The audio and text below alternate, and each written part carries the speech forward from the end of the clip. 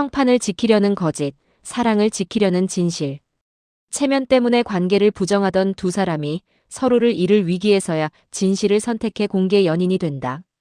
그 여자는 사랑하는 사내를 살리기 위해 거짓말을 했습니다. 아니, 정확히는 사랑보다 먼저 자기 평판을 지키려 했습니다. 그래서 군중 앞에서 말했습니다. 저 사내를 품은 적 없습니다.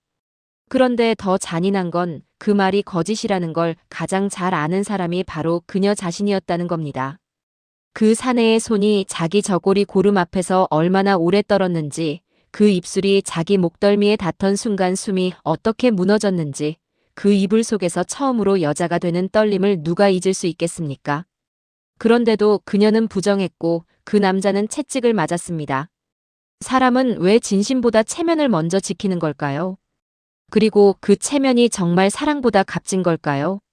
조선에서 가장 단정한 얼굴로 거짓말하던 여자와 그 거짓을 끝까지 받아주던 남자가 결국 모든 평판을 불태우고 세상 앞에 서로를 선택하는 이야기입니다.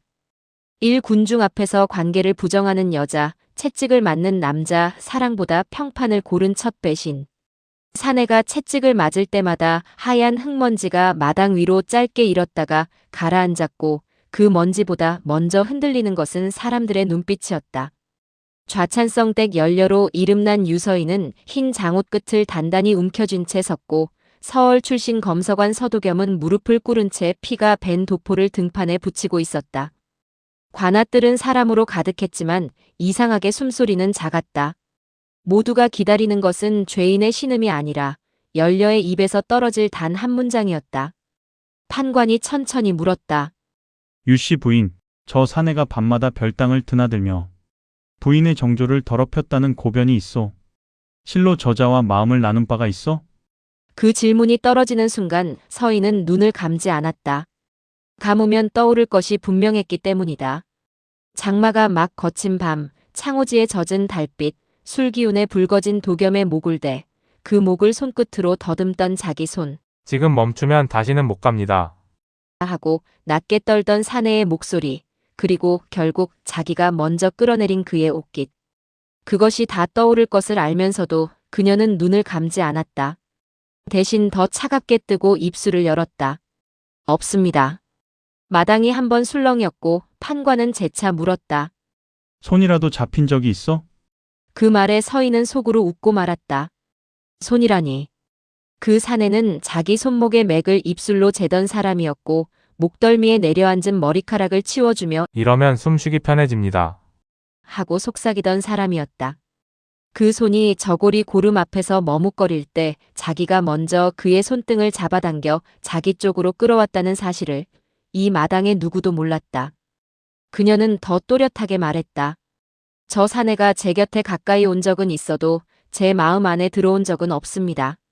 그 순간 도겸이 천천히 고개를 들었다. 입술 끝이 터져 피가 묻어 있었고 눈빛만 유난히 맑았다. 그는 분노하지도 애원하지도 않았다. 다만 어이가 없다는 듯 아주 짧게 웃었다. 서인은 그 웃음이 더 아팠다. 차라리 욕을 했으면 덜 무너졌을 것이다. 판관은 채찍을 든 포조를 향해 고개를 까딱했다. 부인의 증언이 그러하니 사내가 단정한 과부를 욕보이려 한 죄가 분명하도다. 채찍이 다시 허공을 찢고 떨어졌다. 도겸의 어깨가 한번 크게 떨렸다.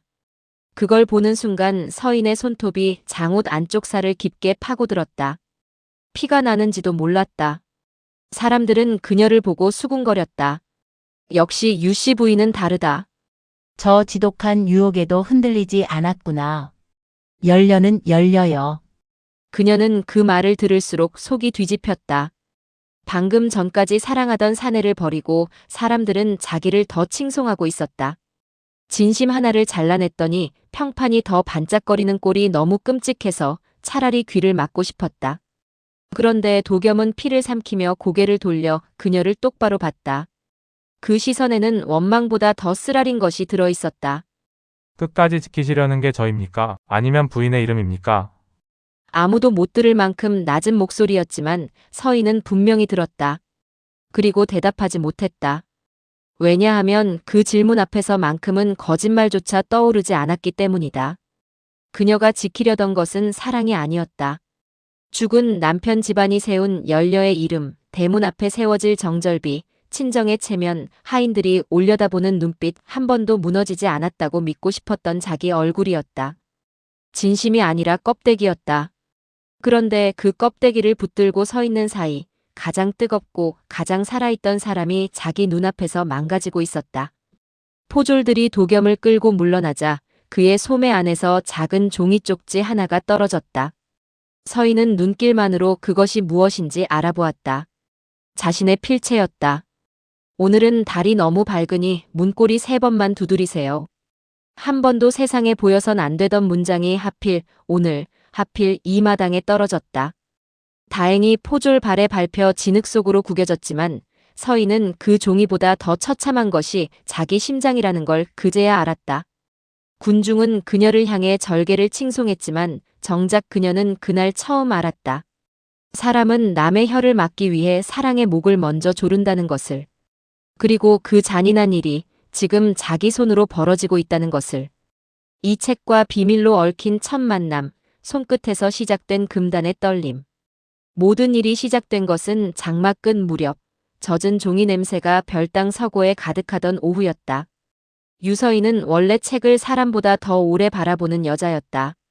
20살에 혼례를 올리고 이듬해 남편을 잃은 뒤 그녀는 몸보다 눈을 먼저 굶기며 살았다.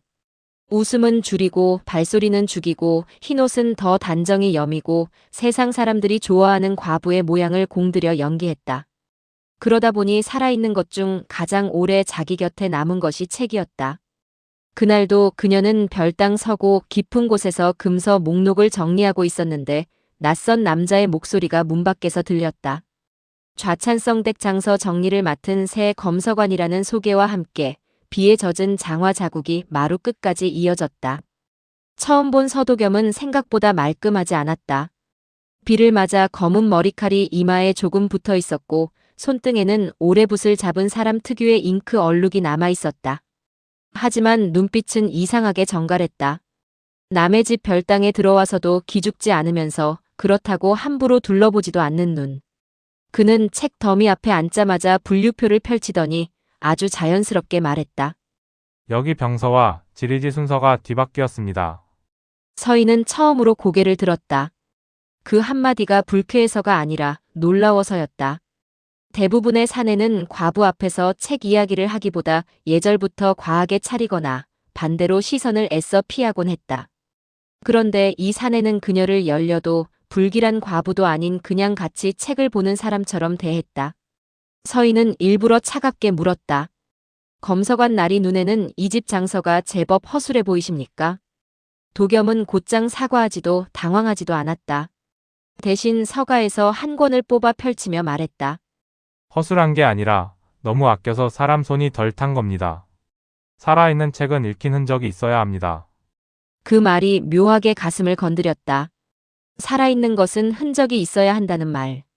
그녀는 그날 처음으로 그 사내가 자신보다 책을 더 조심히 다루는 손을 오래 보았다. 빗줄기가 갑자기 굵어지면서 귀가 막히자 하인들이 모두 물러났고 넓은 서고에는 둘만 남았다. 습한 공기 때문에 서인의 목덜미에는 가느다란 땀이 맺혔다. 장옷을 벗을 수도 더 여밀 수도 없는 애매한 더위였다. 도겸은 책을 옮기다 말고 잠깐 멈춰섰다. 그녀 뺨에 검은 먹자국이 묻은 걸 본 것이다. 부인, 그 한마디가 뜻밖의 가까이에서 들려 서인은 흠칫했다. 움직이지 마십시오. 그의 손끝이 아주 잠깐, 정말 잠깐 그녀 뺨 가까이 다가왔다. 천으로 닦았으면 될 일이었지만 그는 무심코 엄지로 먹자국을 훔쳤다. 그 순간 서인은 자기 피부가 먼저 반응하는 걸 느꼈다. 뺨은 닦였는데 숨이 더러워진 기분이었다. 도겸도 놀랐는지 손을 급히 거두었지만 이미 늦었다. 둘 사이 공기는 금방 전과 달라졌다. 책등 사이로 비 냄새와 먹 냄새, 젖은 나무 냄새, 그리고 사람 살 냄새가 어지럽게 엉켰다. 서인은 시선을 피하려다 오히려 그의 손등을 봤다. 마디가 길고 단단한 손, 붓을 드는 손인데 이상하게 거친 손. 그 손이 방금 자기 얼굴을 만졌다는 사실이 자꾸만 몸 안쪽으로 번졌다. 비가 그칠 때까지 기다려야 했다. 둘은 마주 앉아 책을 읽는 척했지만 서희는 한 줄도 들어오지 않았다. 도겸이 페이지를 넘길 때마다 손목의 힘줄이 움직였고 서희는 자꾸 그걸 보게 됐다. 창문 하나가 바람에 벌컥 열리며 빗물이 튀었을 때 도겸이 급히 몸을 내밀어 창을 닫았다. 그 과정에서 그의 어깨가 그녀 팔에 스쳤다. 옷 위에 스침이었는데도 속살이 먼저 움찔했다. 그는 창을 닫고 돌아서며 아주 낮게 웃었다. 오늘은 책보다 날씨가 더 무례합니다. 그 말에 서희는 자신도 모르게 웃고 말았다. 남편이 죽은 뒤 처음으로 남자 앞에서 소리 없는 웃음을 흘린 순간이었다. 도겸은 그 웃음을 본 뒤 한동안 아무 말도 하지 못했다. 마치 그 짧은 웃음 하나가 자신이 넘지 말아야 할 선을 너무 쉽게 넘어오게 만든다는 것을 직감한 얼굴이었다. 해가 기울고 비가 잦아들 무렵 서희는 먼저 자리에서 일어났다. 그런데 서가 사이를 지나며 발이 미끄러졌고 도겸이 반사적으로 그녀 허리를 잡았다. 흰 저고리 위로 얹힌 손바닥의 열기가 너무 선명해서 둘 다 동시에 숨을 삼켰다. 허리를 잡은 손이 금세 떨어질 줄 알았는데 도겸은 마치 놓는 법을 잊은 사람처럼 잠시 멈췄다. 서희는 그의 팔을 밀지 않았다. 대신 아주 가까운 거리에서 그를 올려다보았다. 비냄새와 먹냄새 사이로 남자의 체온이 밀려왔다. 놓으셔야지요. 말은 그렇게 했지만 목소리가 이미 평소의 서인이 아니었다. 도겸은 눈을 내리깔며 답했다. 부인께서 먼저 물러서시면 그 무례하고도 조심스러운 대답에 서희는 오히려 가슴이 내려앉았다. 누구도 감히 자기에게 그런 식으로 말한 적이 없었기 때문이다. 그녀는 한 발도 물러서지 않았다. 잠깐의 침묵 끝에 도겸의 시선이 그녀 입술에 머물렀다가 다시 올라왔다. 그리고 더 이상 말이 필요 없어진 순간이 왔다. 처음 입술이 닿았을 때 그것은 키스라기보다 사고에 가까웠다. 짧고 놀랍고 돌이킬 수 없는. 그러나 떨어진 뒤 다시 닿았을 때는 분명히 둘 다 알고 있었다. 이건 우발이 아니라 선택이라는 걸. 서인의 손이 먼저 그의 옷깃을 잡았고 도겸의 손은 그녀 등을 감싸며 벽과 몸 사이 빈틈을 천천히 지웠다. 저고리 위로 스치는 손길은 조심스러웠지만 조심스럽다고 해서 덜 뜨거운 건 아니었다. 오히려 너무 참으려는 사람의 손끝이라서 더 위험했다. 숨이 서로의 입술에서 부딪히고 젖은 머리카락이 뺨을 스치고 그녀가 단 한 번도 허락해 본 적 없는 떨림이 목 아래로 번졌다. 그날 서희는 처음으로 알았다. 사람은 명예로 버티다가도 단 한 번의 진짜 숨 앞에서 얼마나 쉽게 여자가 되는지를. 그리고 도겸은 그날 처음으로 알았다. 가장 단정한 얼굴을 한 여자가 가장 깊게 무너질 수 있는 사람이라는 걸. 삼비밀 연애에 깊어지는 밤, 몸이 먼저 기억한 사랑, 그러나 끝내 숨기기로 한 약속. 첫 입맞춤은 대개 후회를 낳거나 더 큰 허기를 낳는다. 유서인과 서도겸에게는 후회보다 허기가 먼저 찾아왔다. 그날 이후 도겸은 낮에는 검서관답게 책에 먼지를 털고 목록을 정리했지만 밤이 되면 별당 문고리를 3번 두드리는 사내가 되었다. 서희는 처음엔 그 소리를 들을 때마다 심장이 마루 끝에서 떨어지는 줄 알았다. 과부의 방으로 남자가 드는 일은 조선의 법보다 사람의 혀가 먼저 죽일 일이었다. 그런데도 그녀는 한번 문을 열어준 뒤로 스스로 그 소리를 기다리게 되었다. 문을 반쯤 열고 서 있으면 도겸은 늘 먼저 안으로 들어오지 않았다. 언제나 그녀가 손목을 잡아 끌 때까지 기다렸다. 그 조심성이 서인을 더 타들어가게 했다. 대담하게 훔쳐가면 차라리 미워하기 쉬웠을 텐데 그는 늘 선택을 그녀에게 돌려주었다. 그래서 어느 겨울 초입밤 유난히 바람이 차던 날 결국 먼저 문을 닫은 쪽도 서인이었다. 화로 위에서 매화주가 데워지고 있었고 얇은 휘장이 문틈 바람에 조금씩 흔들렸다. 서인은 평소보다 장옷을 늦게 벗었다. 도겸 앞에서 흰 장옷을 내려놓는 행위가 마치 바깥 세상의 열렬을 잠시 벗어두는 것 같았기 때문이다. 장옷 아래 드러난 저고리 깃은 단정했지만 그녀의 눈빛은 이미 단정하지 않았다. 도겸이 잔을 건네자 그녀는 일부러 그의 잔을 빼앗아 한 모금 마셨다. 입술에 남은 술기를 그가 보는 걸 알면서도 피하지 않았다. 도겸은 낮게 물었다. 오늘은 왜 이리 잔인하십니까? 서인은 웃으며 답했다. 잔인한 건 나리 쪽이지요. 매번 이만큼만 다가오고 그 이상은 제가 먼저 오게 만드시니. 그 한마디에 도겸의 눈빛이 흔들렸다. 다음 순간 그는 손을 뻗어 그녀 입술 가장자리에 묻은 술기를 엄지로 닦아냈다. 그 손길이 너무 느리고 다정해서 서인은 도리어 참을 수 없었다. 그녀는 그 손목을 붙잡아 자기 목덜미로 가져갔다. 이쯤이면 됐습니까? 그 밤 둘은 더 이상 책 이야기로 시간을 끌지 않았다. 도겸의 입술이 그녀 목덜미에 닿았을 때 서인은 화로보다 먼저 뜨거워졌다. 살결을 직접 드러낸 것도 아닌데 저고리 깃 바로 위를 따라 내려오는 숨결만으로도 허리가 힘을 잃었다. 도겸은 고름 앞에서 오래 망설였다. 그 망설임이 오히려 서인을 애태웠다. 그녀는 스스로 매듭을 풀지 않았고 대신 겁나십니까가 하고 물었다. 도겸이 쓴웃음을 지었다. 부인이 아니라 제 마음이 겁납니다. 그 답이 너무 솔직해서 서인은 눈을 감았다. 그리고 아주 천천히, 정말 천천히 자기 고름 끝을 그의 손에 쥐어주었다. 그 뒤의 기억은 선명하면서도 흐렸다. 얇은 비단이 미끄러지는 감촉, 손등 위로 떨어지는 머리카락, 이불 속으로 들어오는 낯선 체온, 처음으로 사람의 몸이 아니라 사람의 마음까지 안기고 있다는 기분. 도겸은 그녀를 탐하듯 다루지 않았다. 마치 오래 금지된 것을 손에 넣은 사람처럼 조심스럽고 경건하게, 그러나 끝끝내 놓을 수 없는 사람처럼 끈질기게 그녀를 감쌌다. 서인은 그날 자기 몸이 얼마나 많은 외로움을 기억하고 있었는지 알게 되었다. 팔을 감아 안을 때, 등을 쓸어내릴 때, 목을대 아래에 아주 짧게 이를 대었다가 다시 입 맞출 때마다 숨이 갈라졌다. 단 한 번도 사내의 체온을 이렇게 가까이 받아본 적 없는 몸은 생각보다 쉽게 무너졌고 생각보다 깊게 열렸다. 그녀는 도겸의 어깨를 움켜쥔 채 입술을 깨물었고 도겸은 아프면 말하십시오라고 속삭였지만 서인은 고개를 저었다. 아픈 것이 아니었다. 너무 늦게 살아나는 느낌이어서 견디기 어려운 것이었다.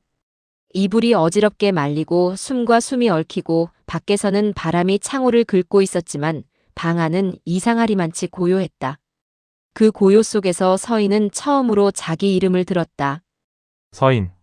부인도 아니고 유씨도 아니고 누구 집 며느리도 아닌 이름. 그녀는 그 한마디에 눈을 떴다. 그리고 자신도 모르게 대답했다. 한 번만 더 불러줘요. 새벽이 가까워졌을 때 둘은 이불 속에서 나란히 누워 있었다. 서인의 머리카락이 도겸 팔 위로 흘렀고 도겸은 그녀 어깨 위를 손끝으로 느리게 쓸어내렸다. 그 다정함이 오히려 두 사람을 현실로 돌려세웠다. 서인은 화로 불씨를 바라보며 말했다. 밖에서는 아무 일도 없던 얼굴로 있어야 합니다. 도겸은 잠시 침묵하다가 물었다. 그 얼굴이 부인입니까? 서인은 대답 대신 그의 가슴에 이마를 기대었다. 아니요. 그 얼굴은 내 이름을 지키는 가면이죠. 그렇지만 나는 아직 그것을 버릴 용기가 없습니다. 도겸은 그 말을 이해했다. 그래서 더 아팠다. 그는 그녀 등을 감싸며 낮게 말했다. 그럼 적어도 여기서는 거짓말하지 마십시오. 서인은 눈을 감고 웃었다. 여기서는 나도 못 숨겨요. 그날 이후 둘은 밤마다 더 가까워졌고 동시에 더 깊이 거짓을 연습했다.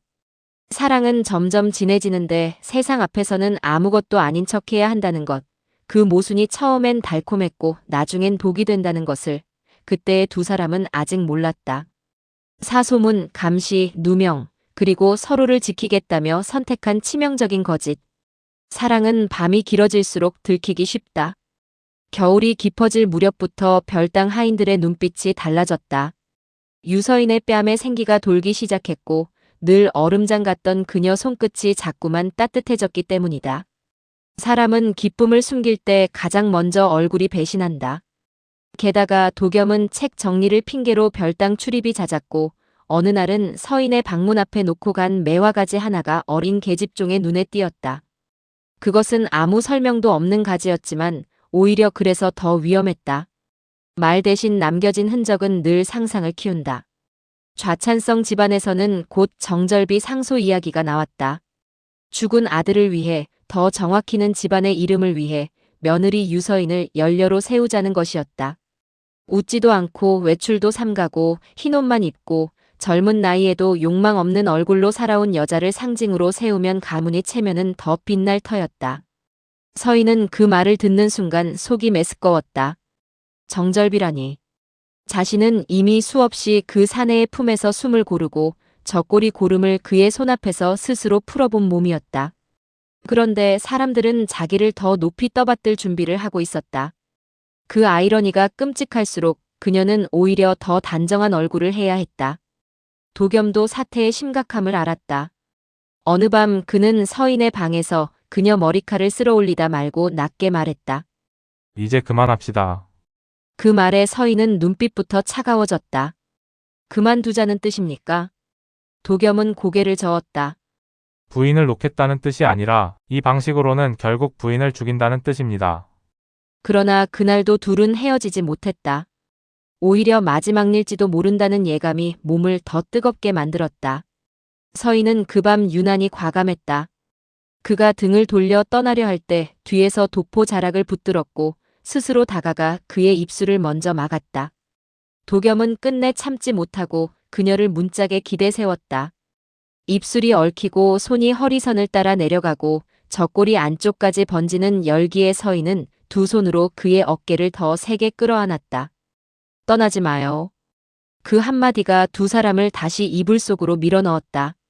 그러나 욕망이 가장 짙은 밤이 끝나면 현실은 늘 더 잔인하게 돌아온다. 다음 날 새벽 도겸이 별당을 나서던 모습을 서인의 시누이가 보았고 오후가 되자 집안은 뒤집혔다. 소문은 번개처럼 번졌다.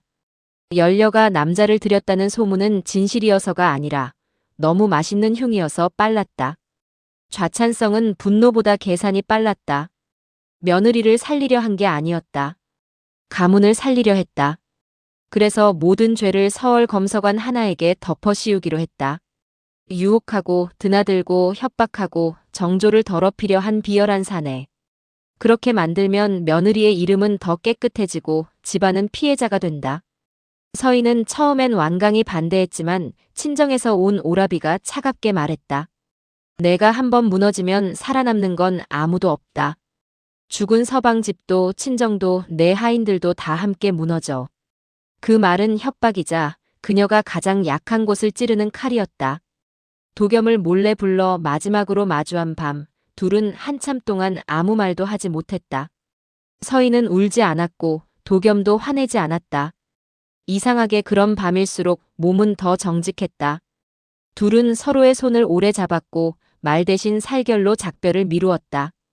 도겸이 그녀 이마와 눈두덩과 입술 끝을 차례로 입맞추며 내가 다 뒤집어 쓰겠습니다 라고 했을 때 서인은 그의 멱살을 쥐고 처음으로 소리 없이 울었다. 나는 당신을 지키려는 건지 내 이름을 지키려는 건지 모르겠어요. 도겸은 그 말에 더 이상 대답하지 못했다. 다만 그녀 손등에 입술을 대고 아주 오래 머물렀다. 그러나 막상 관아 마당에 섰을 때 서인은 계획보다 더 잔인한 말을 뱉고 말았다. 집안 사람들의 눈과 군중의 귀가 무서워지자 애매한 부정보다 단호한 거짓이 더 안전하다고 판단한 것이다. 그래서 마음 안에 들어온 적 없다는 말까지 해버렸다. 그 말은 도겸에게 칼날처럼 꽂혔다. 차라리 두렵다면 견딜 수 있었을 텐데 없었다는 말은 두 사람이 함께 보낸 밤을 통째로 지우는 말이었다. 그는 그제야 알았다. 사람은 사랑하는 사람을 지키기 위해서가 아니라 자기 얼굴을 지키기 위해 훨씬 더 잔인해질 수 있다는 것을. 그날 저녁 도겸에게 내려진 처분은 곤장 후 유배 예비 판정이었다. 서인은 별당에 갇힌 채 그 소식을 듣고도 울지 못했다. 울면 사람이 되고 사람이 되면 지금까지 지켜온 열녀의 얼굴이 깨질 것 같아서였다. 그렇게 그녀는 사랑을 살리겠다며 거짓을 택했고 그 거짓은 사랑의 목을 더 세게 졸라버렸다. 오이별 직전에서 드러나는 편지와 희생, 거짓이 사랑을 죽인다는 깨달음. 도겸이 갇힌 뒤 별당은 더 조용해졌지만 서인의 몸은 오히려 시끄러워졌다. 문고리를 3번 두드리던 소리가 사라졌는데도 밤이 되면 자꾸만 그 리듬이 귀 안에서 울렸고 화로에 불을 지피기만 해도 저절로 목덜미가 뜨거워졌다. 사람의 몸은 참 비열해서 잊어야 할수록 더 정확하게 기억한다. 그녀는 혼자 이불을 덮을 때마다 한쪽이 지나치게 차갑다는 것을 새삼 알았다. 누군가의 팔 하나가 빠진 자리, 허리를 감아오던 열기 하나가 빠진 자리, 입술이 닿은 뒤 늘 조금 젖어있던 귀 밑이 이제는 쓸쓸하게 마르는 자리. 몸이 먼저 빈자리를 아는 밤은 생각보다 길었다. 더 무서운 건 달거리가 끊긴 일이었다. 며칠쯤 늦을 수도 있는 일이라 스스로를 다독였지만 손가락으로 날짜를 세어볼수록 가슴은 얼어붙었다. 혹여 그의 아이까지 품게 된 것이라면 이제 이 거짓은 사랑만이 아니라 목숨까지 죽일 수 있었다. 그 공포 앞에서 서인은 처음으로 자기 선택을 똑바로 돌아봤다.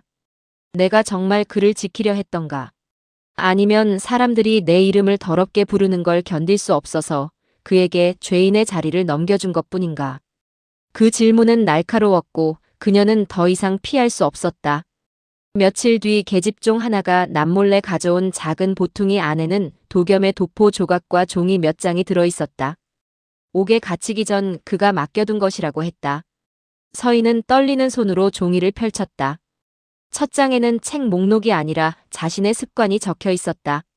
밤에 잠들기 전 오른쪽 귀 뒤를 한번 만진다. 긴장하면 찻잔을 두 손으로 감싼다. 거짓말하려 할 때 시선이 먼저 바닥으로 떨어진다. 그 다음 장에는 더 아픈 문장이 있었다. 부인은 늘 평판이 먼저라고 말하지만 실은 누구보다 진심이 깊은 사람입니다. 다만 그 진심을 보여주고 난 뒤의 세상을 믿지 못할 뿐. 종이 끝으로 갈수록 글씨가 거칠어졌다. 만약 내가 떠나게 되더라도 부인은 부인의 이름을 지키십시오. 내가 안고 잔밤들이 있었으니 그것만으로도 나는 이미 가진 것이 많습니다. 다만 하나만 부탁드립니다. 그 밤들까지 없었다고는 하지 마십시오. 서인은 그 문장을 읽다가 끝내 종이를 가슴에 구겨 안았다. 마당에서 자기를 부정하던 바로 그 순간 도겸이 가장 크게 다친 이유를 이제야 알았다. 채찍이 아니라 둘의 밤이 없었다는 말 때문이었다. 그 밤이 없었다면 그는 지금까지 무엇을 붙들고 견뎠겠는가. 그날 밤 서인은 처음으로 거울 앞에 섰다. 열려로 칭송받는 흰 얼굴이 거기에 있었지만 눈밑은 푹 꺼져 있고 입술은 깨물린 자국으로 거뭇했다. 그녀는 장옷을 벗고 목선과 어깨를 바라보았다. 아직도 옅게 남아있는 도겸의 손길 같은 기억이 피부 곳곳에 스며 있었다. 목 아래에 스쳤던 입맞춤, 허리를 받치던 손바닥의 압력, 이불 속에서 자기 이름을 부르던 낮은 목소리. 그것들은 이미 몸이 아니라 진실이었다. 그런데 자신은 그 진실을 가장 먼저 부정해버렸다. 그 순간 서인은 무릎이 풀려 그대로 바닥에 주저앉았다. 사람들은 흔히 사랑을 잃는 게 제일 아프다고 하지만 더 아픈 건 사랑을 잃기 전에 자기 자신이 얼마나 비겁했는지 알아버리는 순간인지도 몰랐다. 다음 날 좌찬성 집안에서는 도겸의 유배일과 서인의 정절비 상소 날짜를 맞추자는 말까지 나왔다. 그의 삶을 밟아 자기 이름을 더 빛내겠다는 계산이었다. 서인은 그 말을 듣고 눈빛이 완전히 바뀌었다. 더는 망설임이 아니었다. 분노였다. 그날 밤 그녀는 도겸의 종이들을 모두 품에 넣고 자기 서랍 깊은 곳에 숨겨두었던 편지 뭉치를 꺼냈다. 달빛이 밝던 날 그가 읽어준 문장에 답한 편지. 오늘 밤은 오지 마세요 라고 적어놓고 바로 아래에 그래도 오면 문은 열어둘게요 라고 덧붙인 글. 당신이 내 손목에 입 맞춘 자리가 자꾸 뜨거워요 라고 적어놓고 결국 보내지 못한 글. 그 모든 것이 있었다. 진실은 이미 충분했다. 이제 필요한 것은 용기뿐이었다. 서인은 편지 뭉치를 끌어안고 아주 천천히 말했다. 이번엔 내 이름이 아니라 당신을 지키겠어요. 그 말은 늦었지만 거짓보다 훨씬 무거웠다. 그리고 늦게 온 진심일수록 때로는 세상을 뒤집을 만큼 크다. 육가문과 체면을 버리고 모든 군중 앞에서 사랑을 고백. 도겸이 유백일에 오르는 날과 서인의 정절비 청원이 백성들 앞에서 선포되는 날이 같은 아침으로 잡힌 것은 우연이 아니었다. 좌찬성 집안은 한 사내를 죄인으로 끌어내리면서 동시에 한 여자를 연료로 치켜 세우고 싶어 했다. 하나를 밟아 하나를 올리는 방식, 그것이 평판을 다루는 사람들의 가장 익숙한 기술이었다. 관아 앞거리는 이른 시간부터 사람들로 붐볐다. 죄수의 수레와 연료비 상소문이 같은 자리에서 오르내리는 꼴은 구경거리로도 충분했기 때문이다.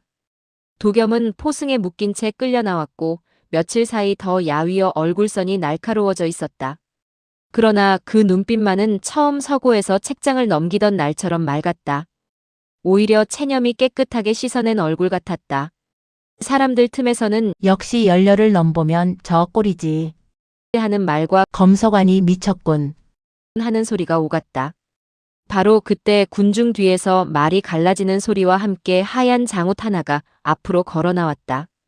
유서인이었다. 그런데 이상했다.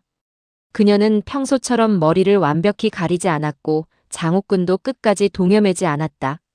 바람이 스치자 목선이 드러났고 사람들은 그 낯선 틈 하나만으로도 웅성거리기 시작했다. 서인은 관아 한가운데까지 걸어와 손에 쥔 비단 꾸러미를 바닥에 던졌다. 꾸러미가 풀리며 편지 뭉치와 작은 비녀, 그리고 도겸의 붓이 흩어졌다.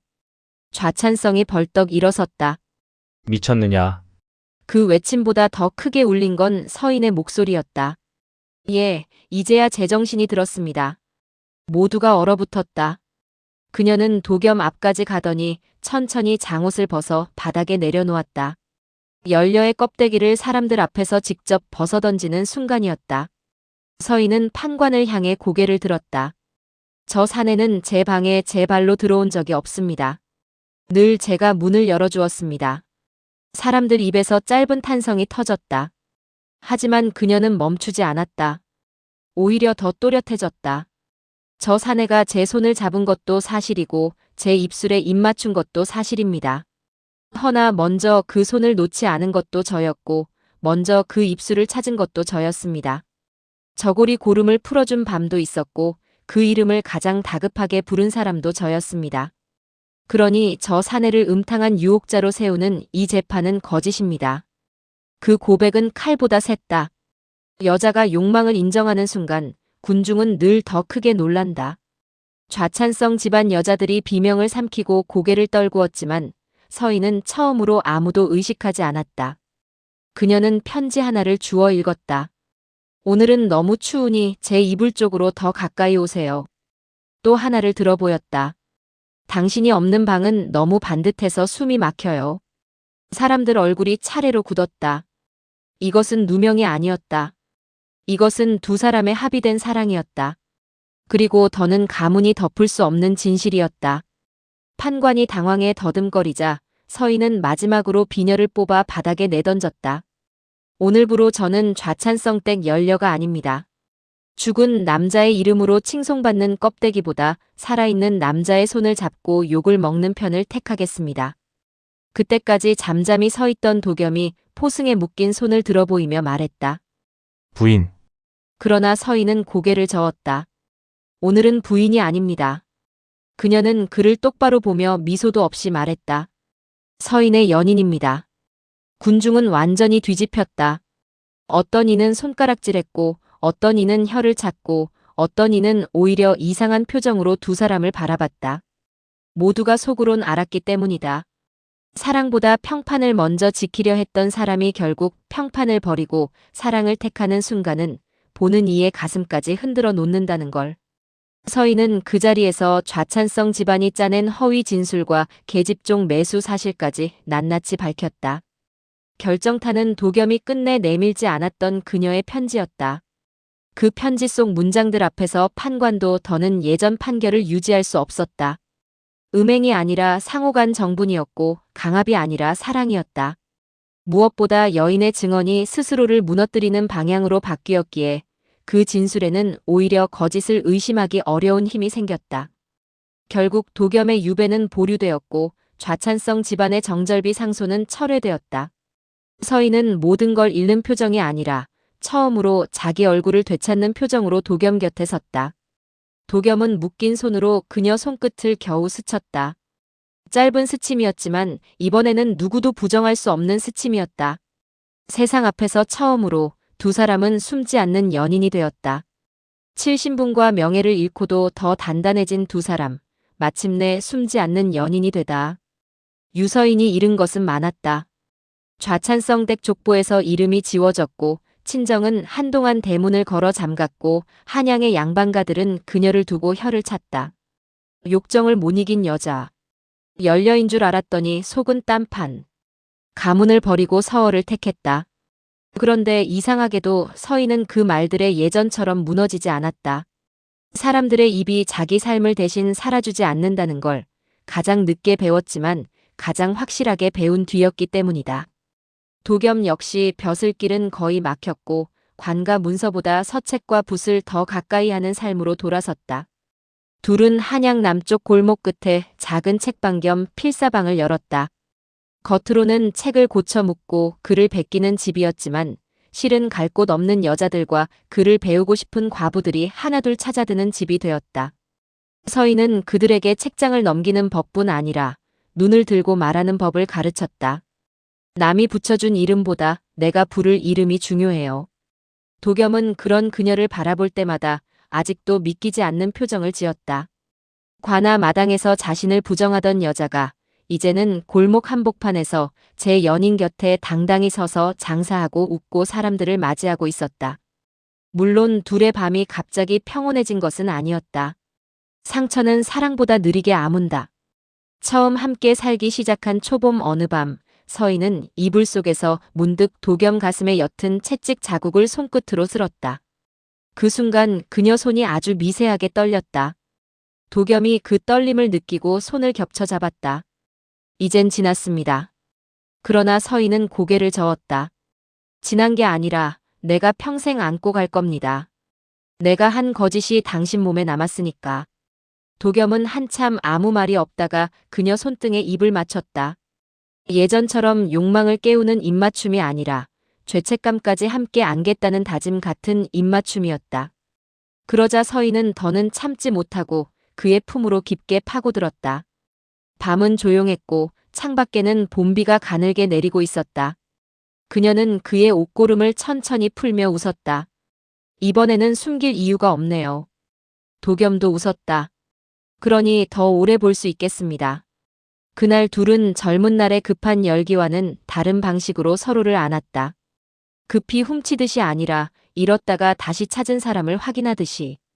도겸의 손이 서인의 허리선을 따라 천천히 올라왔고 서인은 그의 어깨에 얼굴을 묻은 채 숨을 길게 내쉬었다. 목덜미에 닿는 입술은 여전히 뜨거웠지만 예전보다 더 다정했고 그녀는 그 다정함 앞에서 오히려 더 쉽게 풀어졌다. 이불 속에서 서로의 다리를 얽고 오래 입 맞추고 이름을 낮게 불러주고 한참 뒤에도 떨어지지 않은 채 같은 베개를 쓰는 것. 그것이 이제는 죄가 아니라 일상이 되었다는 사실이 서인에게는 무엇보다 벅찼다. 어느 여름날 골목 아이 하나가 책방 문턱에 걸터앉아 해맑게 물었다. 아주머니, 저 아저씨랑 진짜로 부부예요? 예전에 서인이라면 웃으며 넘겼을 질문이었다.